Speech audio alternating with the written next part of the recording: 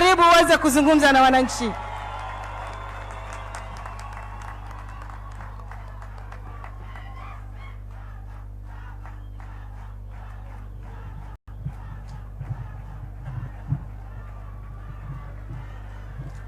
Asante sana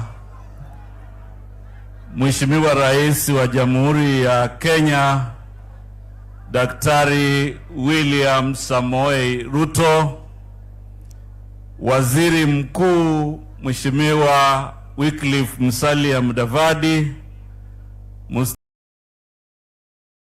Mstahiki Gavana wa Kwale Mheshimiwa Fatuma Achani na magavana wote, wale maspika wa bunge zetu mbili, wabunge walio hapa, pamoja na viongozi wa dini zote, wananchi wote, asalamu alaikum wa rahmatullahi wa barakatuh. Bwana Yesu asifiwe. Mheshimiwa Rais, leo ni siku nzuri ya kusema asante, na sisi tuna sababu zote za kumshukuru Mwenyezi Mungu. Mheshimiwa Rais, kampeni iliyopita wewe hukutabiriwa kwamba utakuwa mshindi, kwa sababu bunduki zote, pesa zote, system yote ilikuwa haikuungi mkono. Paka aliyekuwa rais ambaye alikuwa wakati huo ana mamlaka alikuwa hakuungi mkono. Uwezo wa Mwenyezi Mungu na maombi, wewe ni rais wa Jamhuri ya Kenya. Jambo la pili, Mheshimiwa Rais, huyu gavana wetu alipigwa vita vyote kwa sababu yeye ni mama, lakini Mwenyezi Mungu leo yeye ni gavana wetu hapa. Na kwa sababu ya kuchaguliwa kwako Mheshimiwa Rais, mimi ni waziri katika serikali yako.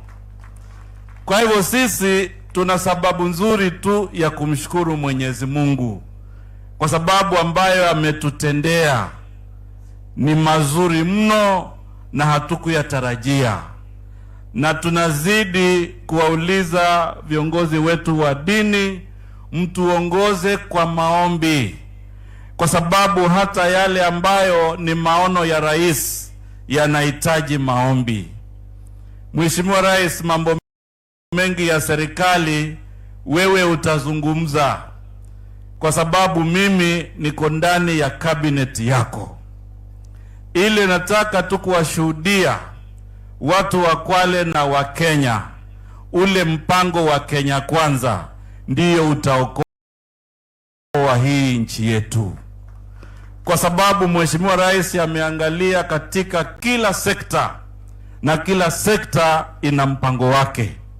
Lile jambo la muhimu, mimi nawaomba for free tumuunge mkono rais wetu aiongoze Kenya. Na ninajua Mheshimiwa Rais, hivi sasa kuna mambo mengi, kuna maoni mengi ambayo yanaingia katika meza. Mimi nimeketi pale na nikajiuliza, ama huyu rais yetu wanamuonea ama ni vipi? Kwa sababu wewe rais ulishinda uchaguzi fair and square. Pale kwa debe rais alishinda hakushinda? Wakati Raila alilalamika kotini, rais alishinda hakushinda? Mbona mnamuonea ati lazima awe na mazungumzo?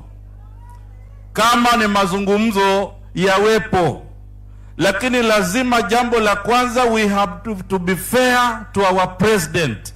We have to be fair by letting him govern the country because he is the clear winner of last year's elections. Kwa hivyo wale wanakuja mazungumzoni wapinzani, lazima kwanza wakukubali wewe ndio rais wa Kenya, kwa sababu mimi naona maonevu makubwa. Hali ya siasa 2007 ambayo ilileta serikali ya nusu mkate ni tofauti na siasa ya mwaka jana. Hali ya siasa ya 2017 ambayo ilileta serikali ya handshake ilikuwa tofauti na siasa ya mwaka jana. Uchaguzi wa mwaka jana, fair and square, demokrasia na sheria. Rais ni Daktari William Samoei Ruto. Sijui kama tunaelewana. Raila Odinga alipoteza kwa debe, akapoteza kwa kesi miezi 8 baada ya uchaguzi. Mnashurutisha rais azungumze na Raila mambo gani? Kama ni mambo ambayo yatawahusu wa Kenya ni sawa. Na tumeona, hata nilikuwa naonyesha Prime Cabinet Secretary, tayari kule kwa timu yake wanamtoroka kwa sababu mazungumzo ambayo wanayataka katika agenda hakuna gharama ya maisha. Sasa Kale Bwamisi amejiuliza swali, where is the cost of living in this discussion? Mheshimiwa Rais, mimi sina uwezo wa kukushauri kwa sababu wewe ni mwanasiasa mkongwe, wewe ni rais wetu, lakini jukumu langu ni moja. I don't want you to be cajoled, to be deceived, to be arm twisted because you are the winner of the last year's general elections. Kwa hivyo tunapoenda mazungumzo tuheshimu rais. Watu wasianze kusema wanaongea na Mr. Ruto, waseme wanaongea na President William Samoei Ruto. Si namna hiyo? Ama mnataka atituweke tabia ya kwamba kila uchaguzi kuwe na mazungumzo? Sasa itakuwa na maana gani ya ushindi? Si lazima mshindi asherekee? Si lazima azitanzaike? Ahende ngulu? Hebu henda ngulu Ruto, maana washinda. Ni kweli si kweli? Wacha rais wetu ajimwaye afanye maringo. He should be proud. He is the winner of last year's election. Hawa ambao wanalete meza kwa sababu ya whistleblower, we should call them out. Na tusitishwe, tusiambiwe Kenya itapasuka ati rais asipoongea na nani. Hii Kenya si ni ya Wakenya wote. Haya, mimi naona wanamuonea kwa sababu hatoki kwa dynasty. Unajua huyu governor wetu amepata bahati nzuri. Mimi naweza kumshauri, wewe Mheshimiwa Rais, yule alikuhand over ndio anakupangia huko ati serikali ianguke, anakupangia maandamano. Ni aibu si aibu? As Kenyans we need to stand tall and call these people in their names and in their bad behaviors. We cannot allow this situation to continue. Ati saa yote tukimaliza uchaguzi kuna tafutwa sababu hapo, mara ni whistleblower, mara ni sufuria, mara ni kuweka sijui mshumaa kwa kuwasha mshumaa. Huyu imamu aliyepotea hapa Kombani, hawa vijana waliopigwa risasi hapa Kombani ndani ya serikali ya Uhuru Kenyatta, hiyo mshumaa iliwashwa lini? Hiyo harambe ilifanywa lini? Waambieni hatujasahau. Walifanya pay bill ya kuchanga mchango wa walimu. Hiyo pesa hatukuiona, au mliona hiyo pesa ya walimu? Ati saa hii wanachanga hii nyingine. Anyway, Mheshimiwa Rais, mimi siwezi kuongea sana ukiwa, kwa sababu mimi mambo yangu sana ile umenipatia ni mambo ya madini na uchumi samawati. Na wewe mwenyewe unajua hiyo kazi tutasongesha na wewe, tuhakikishe uchumi hii ya samawati na mambo ya madini imeokoa Kenya.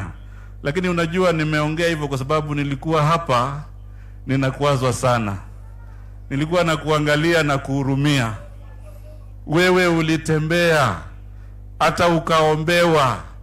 Ati sasa saa hii kila mtu anasema ongea na wao. They should recognize you first as the president of Kenya. Alafu mazungumzo ianzie hapo.